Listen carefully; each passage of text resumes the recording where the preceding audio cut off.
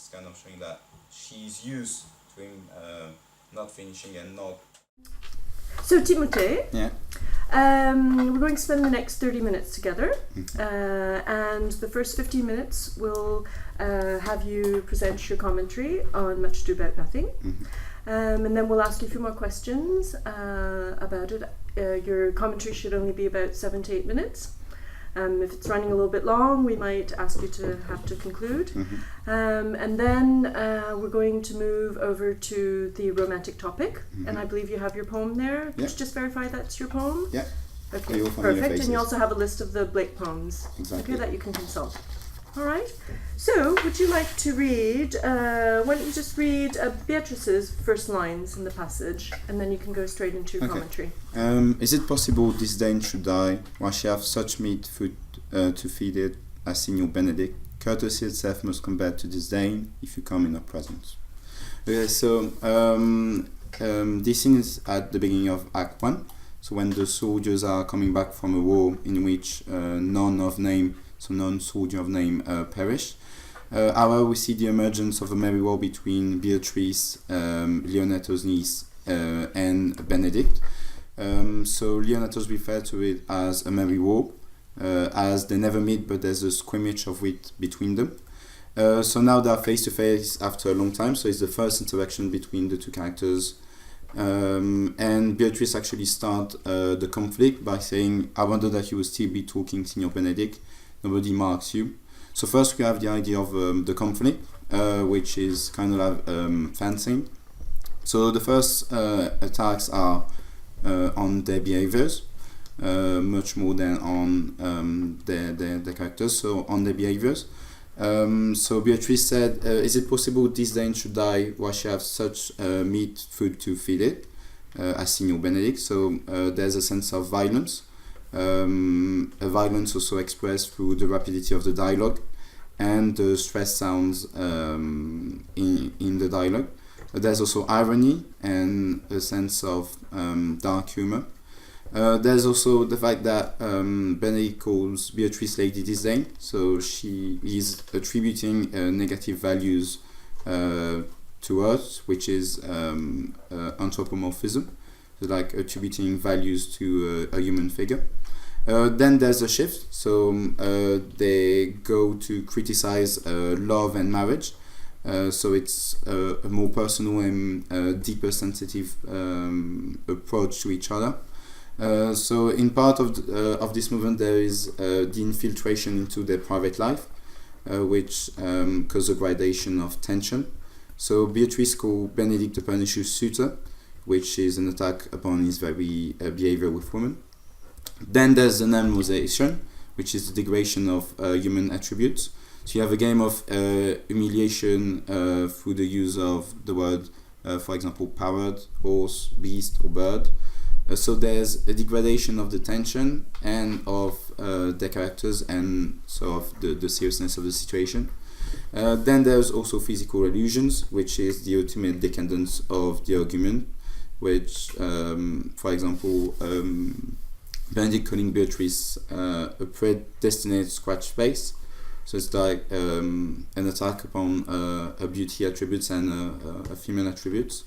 Then we see clearly that underneath the conflict there's passion.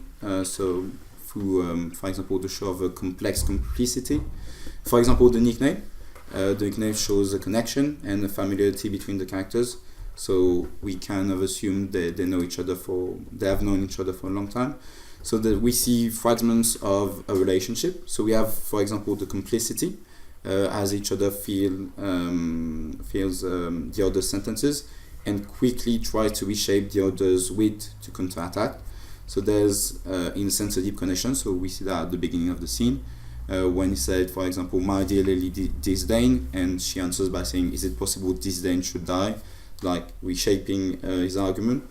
We have also references to the past. For example, when Benedict said that I'm love of all women, only you accepted. So it's kind of showing his pride, but also potentially regret, as Beatrice seems unattainable for him. And we also have the names. So there's in the etymology a sort of potential harmony between them. So Beatrice is etymologically joy bringer, while Benedict is he who is blessed. So there's maybe an harmony between the characters, which, though it is covered by the conflict, lies underneath. Finally, there's a need for a winner, because it's a conflict. But Benedict stopped the argument by saying, I have done. So it's kind of showing that passion is tearing them apart. You have maybe a sense that it is wisdom or weakness, or potentially a show of masculine force of a woman. However, Beatrice finally closed the argument by saying that you always end with a J streak, so it's the last wit to claim the victory. And she adds at the end, I know you of all, so it's showing a complexity and once again familiarity. But also know, which in the Bible mean having sex, so showing past relationship between the two. So we have really a conflict between appearance versus reality, as there seems to be love underneath the show of strength and intelligence within the conflict, which is potentially foreshadowing their union later on in the play. And finally, we have a transition. So Don Pedro as the Prince of Aragon, which is the most powerful masculine figure in the play, ends the argument by saying that is the sum of all. So there's then a celebration of the invitation of Leonato, which is a bit ironic because then we know that for a month Beatrice and Benedict are going to be living with each other, which is potentially a tragic punition after their conflict. And finally, we have also a contrast because we see that the conflict between Benedict and Beatrice is potentially contrasted with the conflict between Don Pedro and Don John, which have reconciled. So we have Leonato saying, "Let me bid you welcome, my lord, being reconciled to the prince, your brother. How are you all duty?" So it kind of showing that in higher classes, appearance and appearance and the show of appeasement is important. We have also in a sense that the conflict is solved by reconciliation and not the defeat of one or the intervention of a more powerful force. And we have also an emphasis on language, as Don John said, "I'm not of many words, but I thank you," like showing the importance of language in upper classes and in monarchy in general. So in conclusion, we have the first interaction between Beatrice and Benedict, which is a key scene in the comedy. So as usual, a comedy always ends with a marriage. In this play, there are two marriages. So this scene is very important as it is the first interaction we see between Beatrice and Benedict, and it, in a sense, showing their passion and foreshadowing their union, so sentimental union or perhaps social union later on. Okay. You mentioned that Benedict and Beatrice, they seem to already have some kind of a history, some kind of a backstory. Do you want to say a little bit more about that and how it feeds into their conflict? In this conflict we see that there's a sense of complicity between them, which is very important in the conflict because it provides them with a confidence to attack the other and to have a strategy to hurt the other and to win the argument. So we have seen, for example, in the commentary that Benedict said that he is love of all ladies, only you accepted. So it's kind of showing that he knows her feelings for him, and that is using that I think that grief and that anger against her. He even said that for truly I love none. So it's kind of showing that he's not interested by women, but probably by Beatrice, which is once again foreshadowing their union. We have also a sense that they know each other as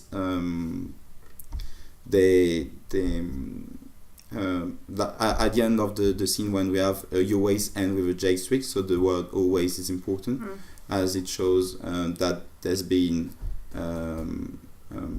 that before there's been other conflicts, and that the word always is it's kind of showing that she's used to him not finishing and not truly winning the arguments.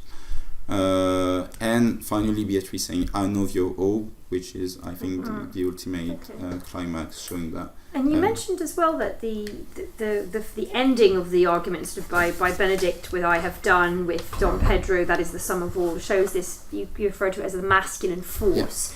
How else does Shakespeare explore that idea of masculine force in the play, the rest of the play? Well, I think Hero, which is the daughter of Leonato, I think is probably the symbol of feminine submission, of female submission, because the life of Hero is exclusively managed by man. So we see that she's managed by her father before being passed on to Claudio.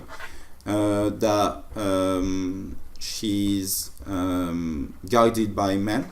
For example, at the end of the Mass Ball, we have a scene where Leonato's offer the end of Hero to Claudio, so she's not really intervening in that transaction, because we found out in the scene, for example, the language when they talk about an exchange, that it's more social transaction than really a marriage of feelings and emotions. We have also in the sense that she's saved by a man, by Father Francis, with his plan to redeem her and to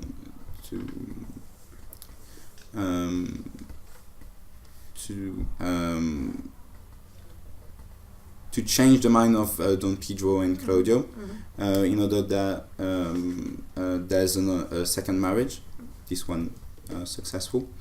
And we have also the sense that women do not really have a strong power against man, except Beatrice, as she is the shrew, as she's almost a masculine, an ambivalent figure between men and women. We clearly see that also with Margaret, as when she has sexual interaction with Borachio, is not really interrogated. It's more Borachio who is in power, and who then has the responsibilities to explain his acts rather than Margaret. Do you think that has more to do with class than with, say, gender?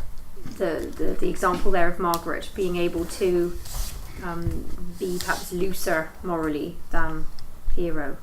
Yeah, I think that surely the arguments of the social environment and the social rule that applies to the upper classes, meaning that women need to be managed and are controlled by men, it's true. We see that with Hero. But for example, Beatrice could be a counterexample, as she's the niece of Leonato. She's belonging to the upper class, but she defies all social rules, all social conventions, including the institution of marriage. And even we see with lower classes characters that, for example, Margaret is once again manipulated by Borachio, and that she's not in power, but that is guiding her and is manipulating her. So I think it's kind of with, for example, the example of Margaret, showing that women in general, with no regards for social classes, are controlled and managed by men. And Leonato, you were saying that he's very much for appeasement. Yeah. Where does he stand in the play as a character? How does he play into the plot, for example? Well, first of all, he's the guest. He's not the guest. Is the host. So he's offering his services and his home to Don Pedro and to the soldiers, so Benedict, Claudio, etc. First, as the host, he doesn't have much power, as he's replaced in the governance by Don Pedro, which is of course the Prince of Aragon and the most powerful man in the house. But he plays a key role by offering his daughter to Claudio. So we see that is gaining influence in the play as Claudio and Hero are preparing their marriage. He also plays a key role after the humiliation of Hero, as he humiliates his daughter a bit more after the humiliation by Don Pedro and Claudio. And do you think that's a difficult moment for the audience to respond to at that point with Leonato when he humiliates his daughter? Surely, because it's showing that we've seen until this scene that Leonato has always been a positive and a caring father figure, and the fact that he completely disregard the opinion and the emotions of his own daughter, his only daughter, shows a tragic, dramatic shift in the tension and in the attitudes between the daughter and the father. So I think it's surely a very shocking scene. How we see this degradation of the father and daughter bond. Okay. I need to move you on now to the synoptic topic. You should have a copy of the set poem in front of you, which is The Old Familiar Faces. Okay, and a list of the Blake poems should you need it. Yeah. Could you just introduce that poem for 2 to 3 minutes and explain how it sheds light on romanticism as you studied it, please? Okay. So the central idea in The Old Familiar Faces by Charles Lamb is that life is full of regrets and that happiness is transient. So we kind of observe loneliness as a state of suffering and dehumanization. So we have a significant contrast between the past and the present. So past being embodying joy, happiness, and optimism, and the present being more the representative of nostalgia, sorrow, and lamentation. So we have a maxim in this poem, which is all are gone, the old familiar faces, which is showing a negation of identity, for example, for the old familiar faces, so they're shadows, and also a nostalgia and deep sorrow. So for romantic elements, we have first the reflection, as the character is forced to think upon the past as the present is empty and sad. So we have regret, for example, when he said, like an ingrate, I left my friend abruptly. So it shows the tragic ending of the romantic hero, which is that he is doomed to be isolated in loneliness, that his death is tragic and lonely. We have also the idea of suffering, through, for example, the autobiographical elements, which is once again linked to the idea of confession. In romanticism, the idea of confession is really important. For example, we have books like The Confessions of the Young Werther by Goethe. So in this poem, we have the idea of madness and oblivion, which kind of like tends to dehumanize the persona. We have the idea of illusion and artifice, for example, through the words muse, ghost-like, or unsurvived childhood. So there's consistent scheme of suffering, which is also explored through the structure. So we have the two first lines of the stanza who are engaging about the past, and then we have a sort of chorus, which is all are gone, your familiar faces, which is kind of showing the consistency of this suffering. And finally, we have the idea of a journey. So it's the idea of a tragic enchainment on Earth. So when the person has said Earth seemed as a desert I was bound to traverse, so it's like a punishment or a quest, which we can link to Rousseau's ideas that man is born free but found everywhere in chains. So there's a distanciation from society and thus a return to nature. And we have also distanciation with society through the archaic language, so da or vert, and the transfer of intimate connections, so that human interaction, human relationship are temporary. And finally, we have a link with Frankenstein, as Dr. Frankenstein says in the first part of the novel. I love my brother, Elizabeth and Clairvaux. These were all familiar faces. It's kind of showing also this idea of loneliness that he's enduring during his stay at university, and also this loneliness in the construction of the monster. So just sort of picking up on that final point then, this loneliness, regret, do you think the Romantic writers saw this as an essential part of the human condition, that basically we will always have loneliness, regret, it's an essential part of our existence? I think yes, because in the text we have studied, for example in Frankenstein, you have Dr. Frankenstein, who is often reduced to a lonely state, so he's isolated.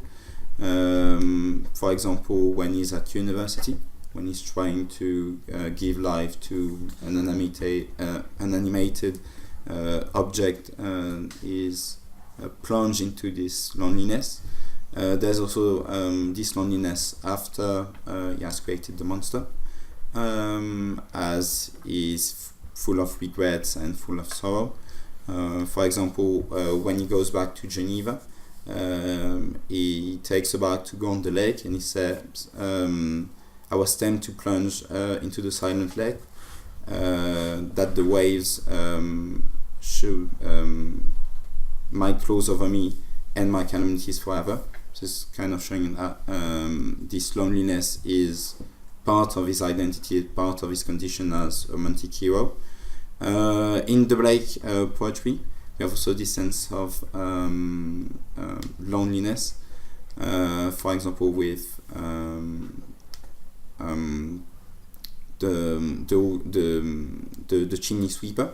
So despite all the mass of chimney sweepers and the thousands of chimney sweepers, we see that actually the persona presented in the poem is kind of lonely, as he is inspired by God, and as this fate is the only thing really keeping him alive. We see, for example, at the end of the poem that his belief in God and in Christian values are protecting him from harm, when, for example, it said that the chimney sweeper, they need not fear harm. So it's, I think solitude and loneliness is a key aspect of romanticism and of the romantic hero, as it shows their suffering and their condition, and of course the condition of man. Since you mentioned Blake's chimney sweeper, I was wondering if you want to talk about the place of dreams in romantic writing in either of the two texts. In Frankenstein we surely have this idea of a dream. For example,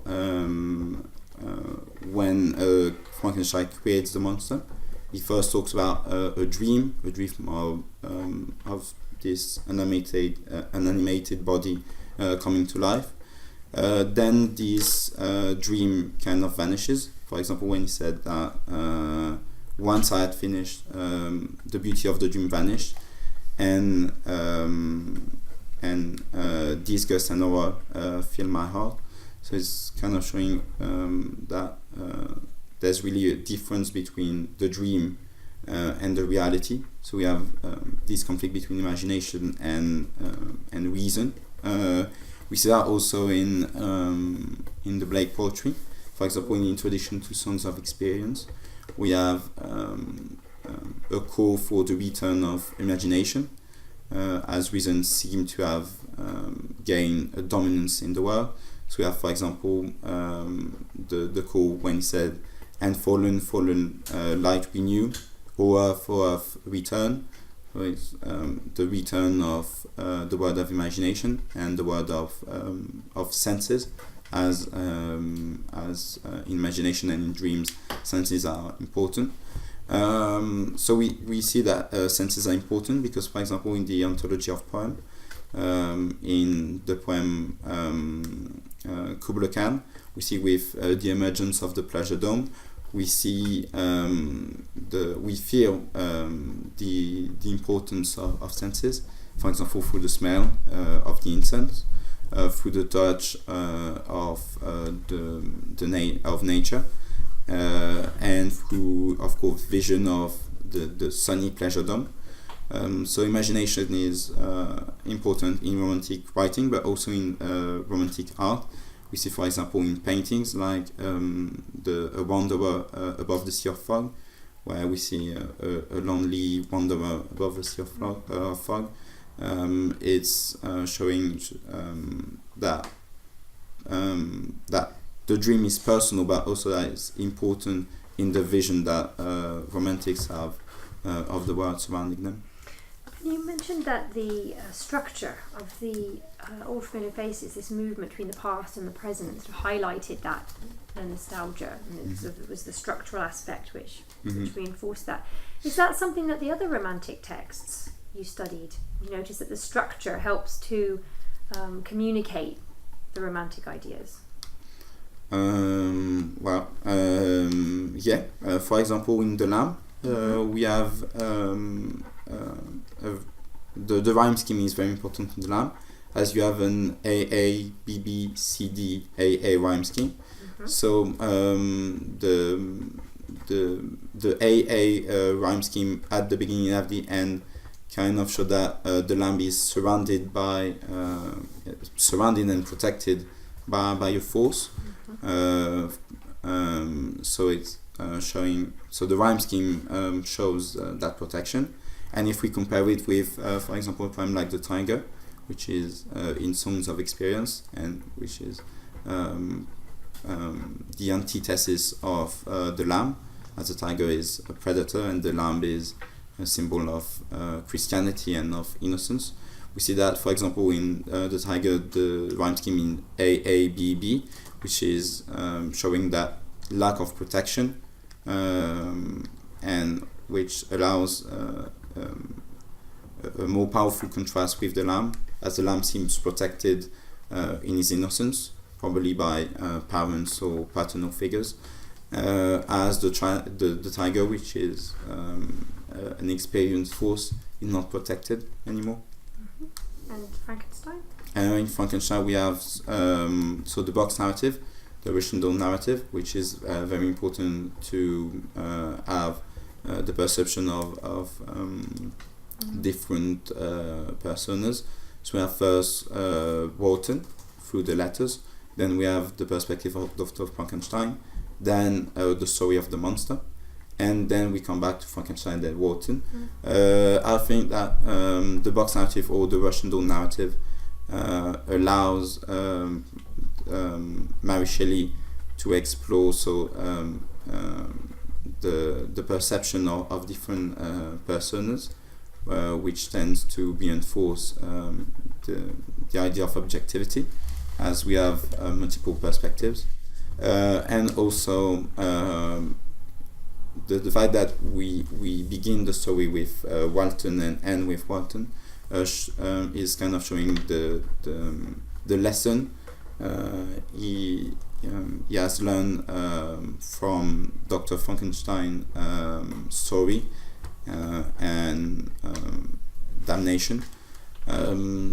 So I think that structure in Frankenstein also is important, because by coming back to Walton, we have this sense of the storyline being finished, and in the sense that the lessons of Dr. Frankenstein have been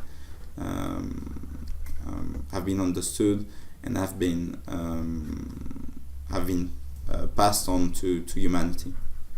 And do you think that all these shifts in perspectives or points of view in Frankenstein is related to the romantic idea of giving voice to those who normally don't have a voice? Certainly when we talk about the monster, which is probably the most persecuted figure in the novel, as he is once again lonely. Is the only one of his race. I think that the fact that Mary Shelley gives a voice to this monster and let the monster explain his story and his emotions when confronted to the human world, which is a stranger, is once again reinforcing that idea that Romanticism gives voice to persecuted or unheard people. We see that also in Blake poetry, as Blake gives voice to the little black boy. So at the time of Blake, the little black boy, there's the issue of slavery, and the issue that black people are not really human. So there's also the context of dehumanization of black people, and also the chimney sweeper, as is the archetype of child labor and of the working class. So the people who cannot express at the time of Blake and at the time of Blake. Okay. Thank you very much. Yes, thank you. That's the end of the oral.